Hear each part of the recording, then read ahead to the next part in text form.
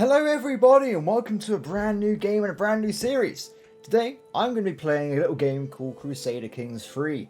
This is a brand new game. When I say brand new, I mean it came out on the 1st of September, so only a few days ago. It is a role-playing game mostly, but also a grand strategy game from the company Paradox Interactive.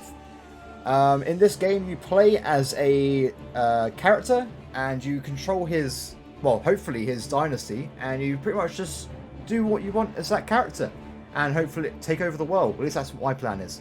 The game is very in-depth. You can play literally, if I go into the map, actually I'll do it in a second. What I'm going to say first, we're going to pick a character. So you can see right here, you have two starting options. Well, I say two. It tells you various starting things you can do in the year 867 or the year 1066. So of course 1066 is the famous Battle of Hastings, where William the Bastard, or William the Conqueror, managed to take out King Harold of England and become the modern English dynasty. But we're not going to play in 1066, we're going to play in 867, which is the Wrath of the Northmen. This is when the Kingdom of Wessex is being besieged on all sides by the Viking menace, the Great Heathen Army. It looks very bad, really, for King Alfred, because there's only a few Englishmen left, and there's a lot of Vikings. But, as you see right here, we have various options that recommend you play. So you got all the Viking lords. And then the hard difficulty, which is, Alfred, which is the brother of the King of Wessex. But we're not going to be playing as him, because I refuse to believe that is the hardest start in England at the start. No. We're going to be playing not as Wessex, which is this giant duchy down here. We're going to be playing in Mercia. But not as the Duke of Mercia. We're going to be playing as the Earl of Lindsey. This little guy right here is besieged on all sides by gigantic Viking hordes. And he's not even, he's tiny. Like, how is Alfred harder than this? Alfred's over here in Dorset, the furthest possible distance away, apart from Cornwall, from the Vikings. No. Earl of Lindsey is where it's at. We're going to be doing it. Let's have a look at his traits. He's callous, just, and lustful. Excellent. We'll look a bit more detail in a second. I'm just going to change the game rules, because this game has a lot of rules you can do. I'm of course going to be playing on Ironman mode, so no scaves coming here. I'm going to put on total Enclave independence, so we didn't get a really weird map. What this does, actually it's right here. Enclave's independent rulers at peace will be removed in succession unless they're connected via a naval path. So we will not be seeing, I don't know, Swedish Africa if the king dies. Because that can happen. Apart from that, I just need to make sure all these settings are good to go. Unfortunately, I can't play on hard, it's not in the game. But whatever, it's totally fine. Let's have a look. There was a very important thing I need to change.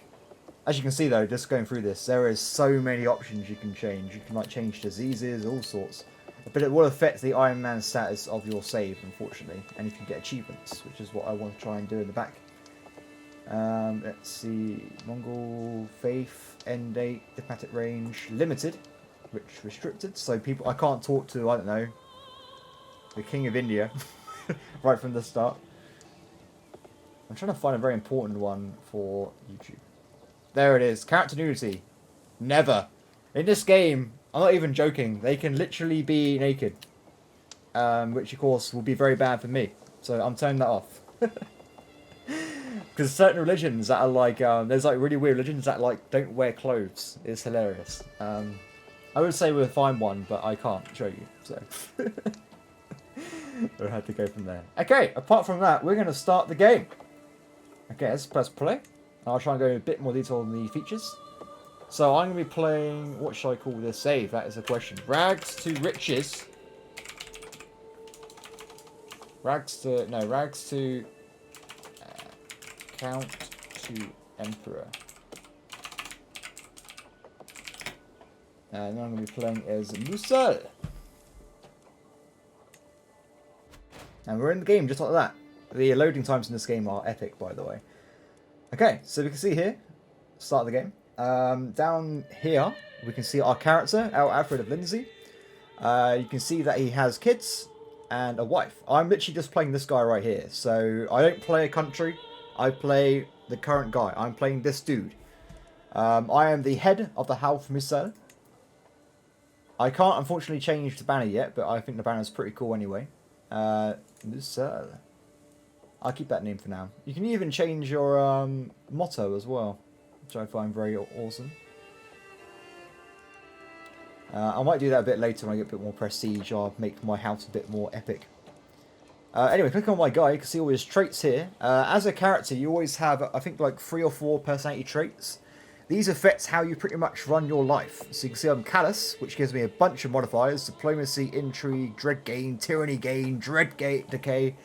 This is a very good guy to be like a tyrant, which is great because I'm also the Earl of Nottingham. Very fitting. Also at the same time I'm just. Not sure how that fits into it, but whatever. So it gives you stewardship, you lose intrigue, gain learning, and you get a bunch of opinion modifiers. And finally I get lustful, which is pretty good if you're just starting out because it means you get a lot of kids. But the only problem is the good old Popey Pope is not much of a fan because it's a sinful trait to have for being Catholic. But whatever, that's not my problem. Also, after that you got your education trait. So once your kids grow up, they get an education based on what they did. So in this case, I've been educated in stewardship, and I've got the 2nd level. So this goes up to level 4, which is like the best stats you get from there. Also, I'm an architect, which is really cool. Architects are like a lifestyle trait you gain from finishing a tech tree. So you see here I get reduced building costs and all sorts, really. It's very handy. If I actually go into my character a bit more detail, I can pick a lifestyle, which is a new feature in CK3. Well, I say new, it's like a enhanced one. So in CK3, like I said, it is mostly a role-playing game. So I can pick a lifestyle focus for my character. So that goes in multiple trees. So you can go diplomacy, martial, stewardship, intrigue, or learning. So for instance, if I go into diplomacy, you can see I have lifestyle focus. I can pick one of these. So you can gain, I don't know, foreign affairs. You get +3 diplomacy stat. Or like, you get +1 prestige but less diplomacy. And you gain experience in the diplomacy tree. Now over time, that will unlock a perk. And you can pick a perk through these trees. So over time, I don't know, I can become an August if I go down this middle tree, and it gives me a trait. It's really cool. But as I'm actually trained to be a steward, I'm not going to be doing diplomacy. I'm going to be doing stewardship. As you can see, because my character's already 49 years old, he's already got enough perks to go through and finish the entire middle tree. So, for instance, he has like Taxman, more taxes. He's got loads of buffs. Loads of buffs. Really helpful. Yeah, so I'm going to be picking this. I think I'm going to pick wealth focus. Because right now we need to improve our lands and we need to get more money. Excellent. Maybe I should have done domain. Oh, it's too late. I've already picked it. No going back now. So, of course, we've been trying to carry on the existing thing and going down the administrator tree when I get more experience. Because it seems to be giving me... We'll see. So I've already got metocracy, so I can claim firm against my liege. I have large levies, 20% more levies from vassals. A vassal's kind of like a subordinate. So, for instance, I'm a vassal of the Duke of Mercia. If I get stronger and I become a duke, then I can have counts. But as a count, I can also have barons. Let's try and go fit. So a barony is like someone that owns a single holding. So for instance, I got the mayor of Stamford, so he's my vassal. So if I look into realm, you can see here he gives me some money each day and some troops. It's pretty handy. Yeah, so that's my focus for the skill trees. As for what I'm going to do immediately, we're probably going to be attacked right away. In fact, we're already in 2 wars at the start of the game. So we're at war with the Sons of Lothbrok, invasion of East Anglia. So you can see here that it's, we got our friendly king here. King Almond is defending against just Ivar the Boneless, who has 6,054 troops.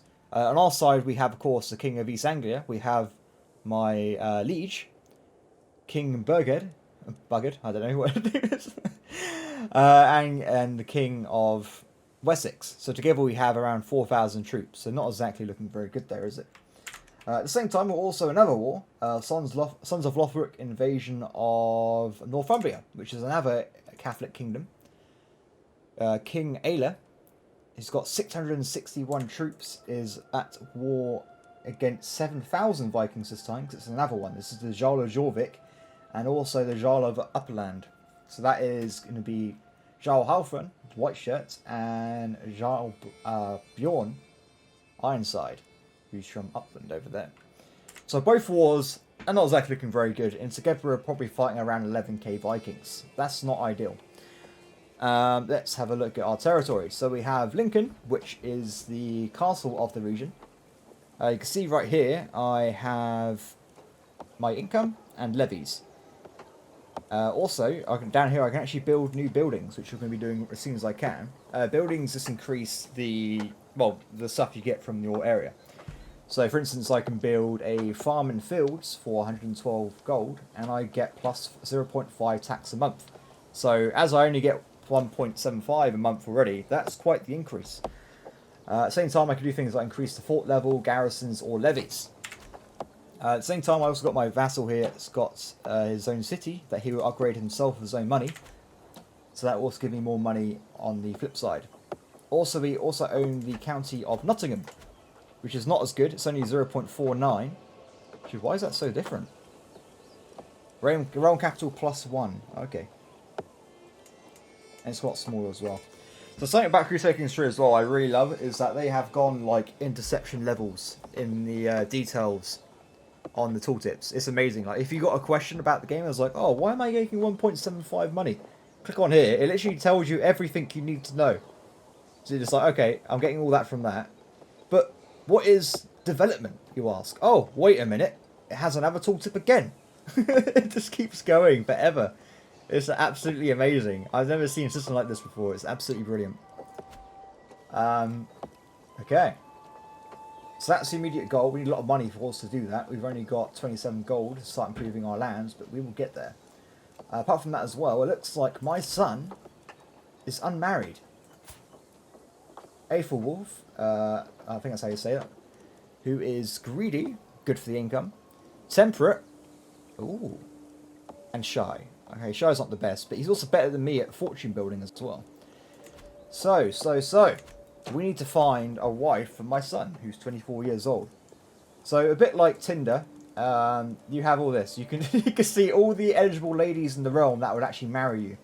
As you can see right here, my son is a complete Chad, and he has a lot of options.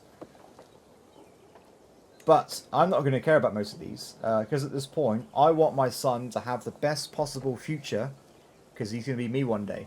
So I'm going to go by toggle filters, and I'm going to look for Inheritable Traits. Now what these are congenital traits that can pass down to your children. So for instance, I can get, if I marry Anicia and we have a son, there is a chance that the son will have hail, which gives you +2 prowess, which is combat, personal combat, a health boost, and attraction opinion. But I don't want that one. Let's go by some skills. Oh, look at that. Amazonian. So these traits as well have tiers. This is the basic tier of the physical trait, and it goes up to Amazonian or Herculean if you're a male, which is huge. That's a massive buff if you get that in your dynasty. But I'm not going to be going for that. I'm going to be going for... Ooh. Genius. Genius is the highest level intelligence trait. +5 in all your stats, and +30 lifestyle experience gain in the RPG tree I showed you earlier. That is amazing. As you can see here, +5 in stats. That would make a baby better than my current ruler. Better than this guy with a stat of 4. So yeah, definitely marrying this woman. Excellent. That's done.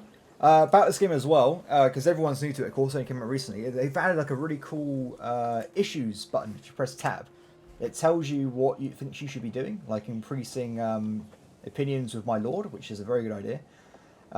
It tells you I can attack people with my claims, which is a terrible idea because vastly superior army.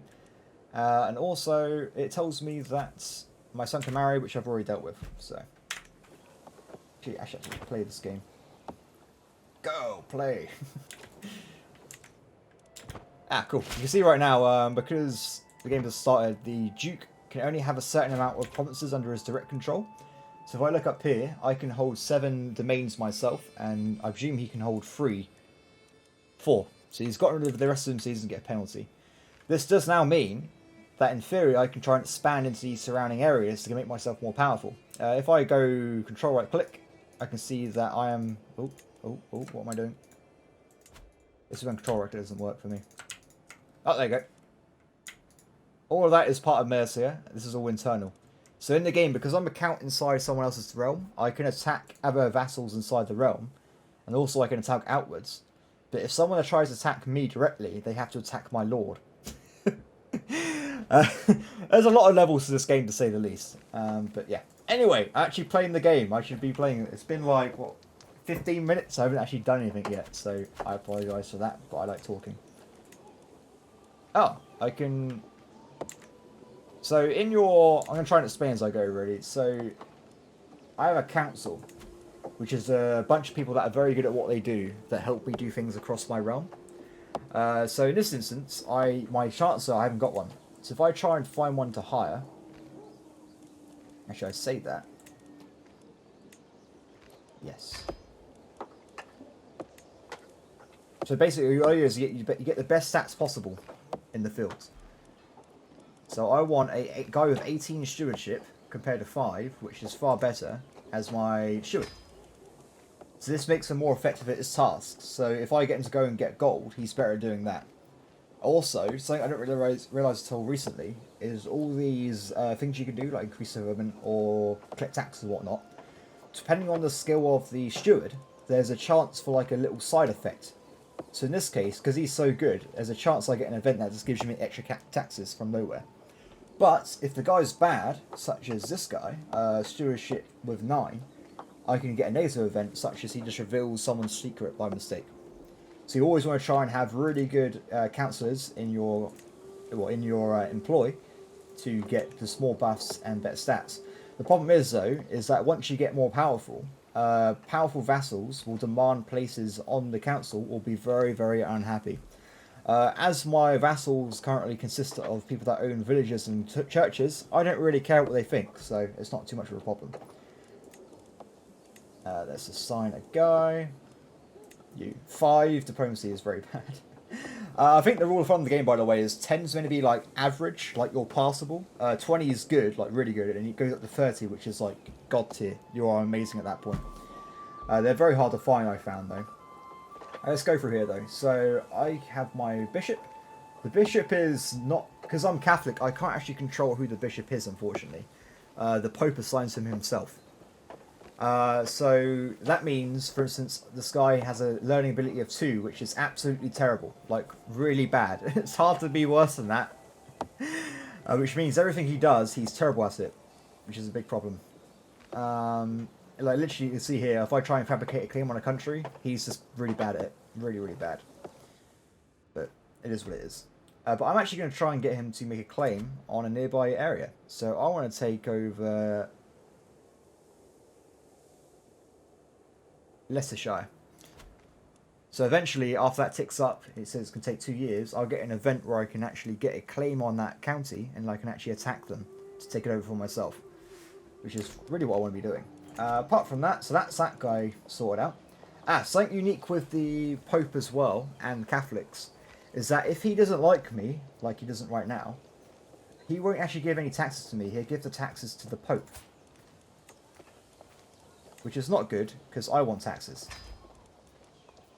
There you go. So what I just did then, I just gave him a title of a court physician, which made him like me more, and actually made him actually start giving me taxes. So, good times. So that's that sorted out. Next, we got the Chancellor, who I'm just going to leave doing foreign affairs, which gives me prestige every month, which is a resource up here. As well as increases fellow vassals' opinion of me, so it increases like my people under my lord, which is very handy. Steward, I'm totally fine leaving on collect taxes right now, because I need taxes. Simple as that. Marshal, I can make him choose between organising levies, which increase the amount of troops I have by 23%, or what I would rather do, train commanders. So this makes man-at-arms, which I'll explain later, cheaper. It makes the what am I talking about here? You can find new knights each day, which I'll explain later as well. Which definitely I wanted him to do that instead. Spy Master, you can just disrupt schemes because I don't want to get killed by somebody in the night. Okay, without that out of the way, let's carry on the game again. Military-wise, while we're just waiting for stuff to happen, each thief or whatnot actually gives you... Oh, I got an event. My Marshal Reeve Senworth has been showing off promising new recruits. He may not be a noble stock as you, my liege, but on my name I swear Oswald is someone you would want on your side. Let's have a look at him. 18 martial, which is really good, and a combat fighting power of 6. So when it comes to knights, a knight is someone... Oh, let's get rid of this event. I do accept you into my castle. A knight is someone that actually goes into battle as like a champion of your realm. Or in this case, a knight. So if I was a Viking, he wouldn't be called a knight, he would be called a champion. So it's region-based. But what these guys do, they ride into battle along with your army. They fight other knights at the same time. And also, they're really good at fighting. They can kill like 50, 60 basic troops. They're really, really powerful. Unfortunately, based on various traits and whatnot, you can only have a certain amount of knights. So right now, I can only have 5. So what the game will do, if you have, I don't know, if I recruit Saywolf here, and Saywolf is amazing. Saywolf's got a prowess, which is, well, you see right here, secondary skill that reflects the combat's aptitude in personal combat. If he had like 1 of 10, he would replace one of the lower ones. So that means Southred would then not be a knight anymore. So it kind of like works out that way. So what I normally want to do, I normally want to try and find the best knights possible, get as many as possible, just to keep them going, because knights are really good, really, really good. So that's good for that. Excellent. So you see that guy just hired there. Where is he? Oh, he's not here yet. Okay, but he's going to be around 6, so he'll be one of these two when he comes in. Apart from that, you also have levies. Levies are literally peasants. This is the medieval era after way. So literally just people that you throw together with, well, like I said, literally a stick with a blade on top of it.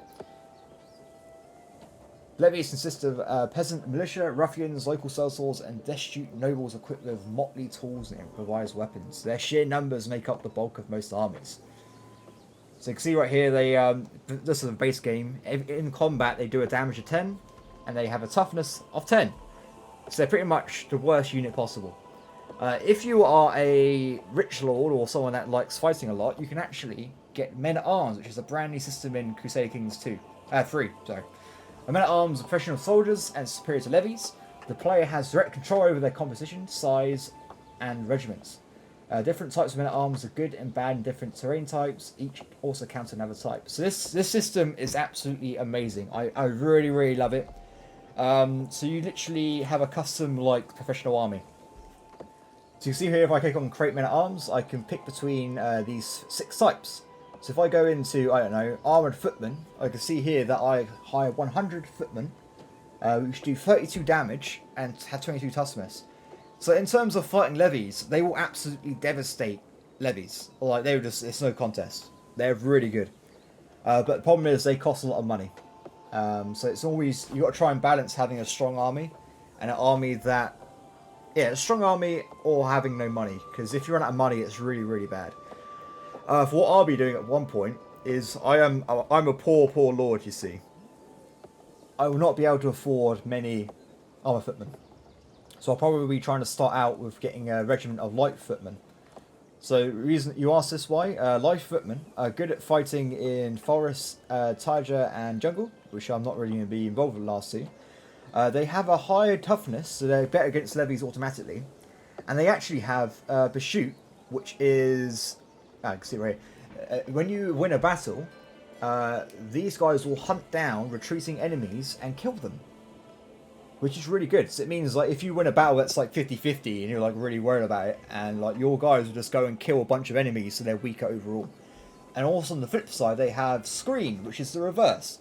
So if you're running away from a battle, these guys will be like the vanguard bastions. They will hold off the enemy trying to kill them as they run away, so you take less casualties. Really handy.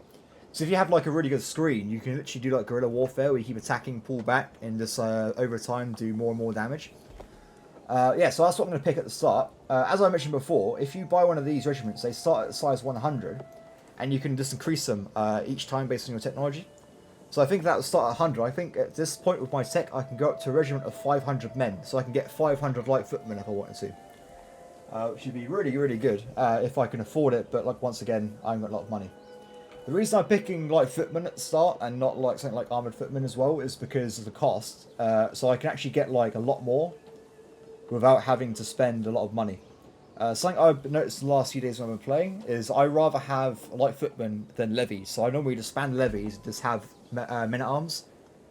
At least unless I need help more. But it's just so they're just better. It just works out more.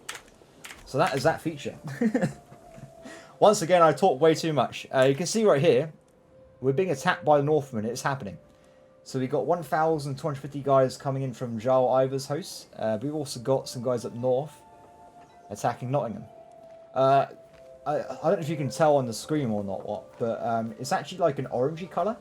That means that the army is hostile to me, but I'm not directly at war with them. So if I send my army over there, I will fight them, but they're not really my main enemy. If they're my main enemy, they would be red if I have a personal war. So we have to see what... okay, let's see right down here. My lord and the Duke of Wessex is going to head in and try and kill that stack. Something I really like about this game as well. Let me raise my own army here. Based on the quality of troops you have, they have different tiers. You can see right here, my army is apparently elite quality.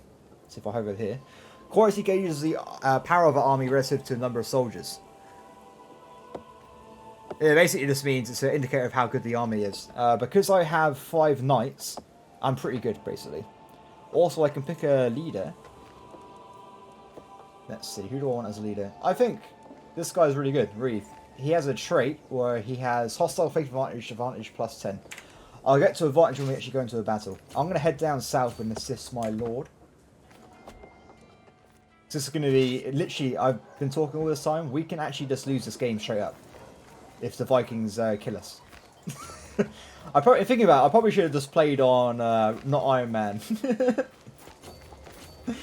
But yeah, I'll have to try very, very hard not to die. Oh, there's a battle. Let's see if we can get there in time. Let's have a look. Okay, the battle screen. I'll go through this as well. So, when you go for a battle, you can see pretty much what's happening.